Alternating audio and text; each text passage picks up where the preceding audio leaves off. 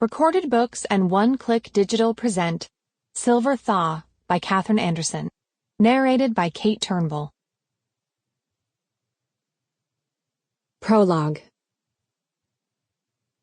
A brisk November night breeze lashed the pines and bushes that surrounded Amanda Banning's front yard. It caught at the strip of pink paper between her upraised fingers and whipped it away, tumbling it into the darkness. Amanda likened releasing the strip to sending messages in a bottle, only hers were sent out on the wind, a practice born a month earlier out of isolation and the relentless silence after her 6-year-old daughter, Chloe, had gone to bed. Amanda couldn't afford a television, and the clock radio she'd purchased at Good as New on West Main had lousy reception.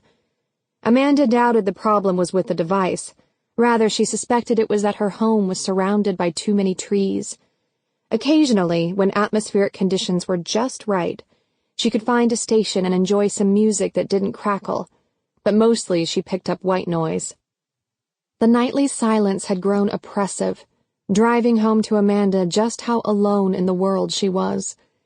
Sending messages on the wind gave her a sense of connection with others, and a way to express her thoughts and yearnings instead of keeping them pent up inside. She smiled, and pulled her flimsy jacket close to hold the cold at bay.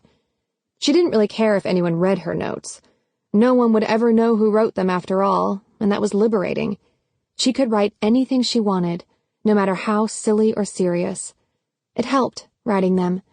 She wasn't sure why, but it did. Tonight her messages had been goofy.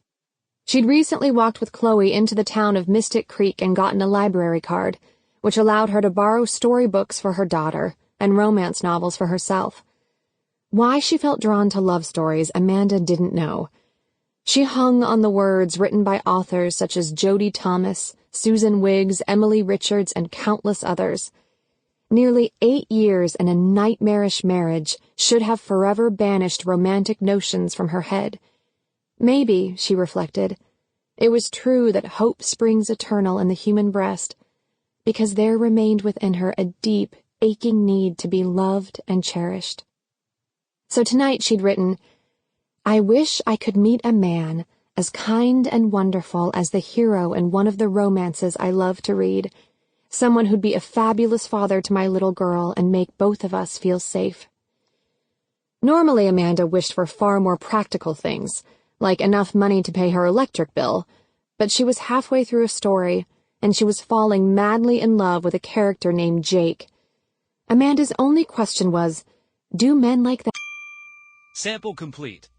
Ready to continue?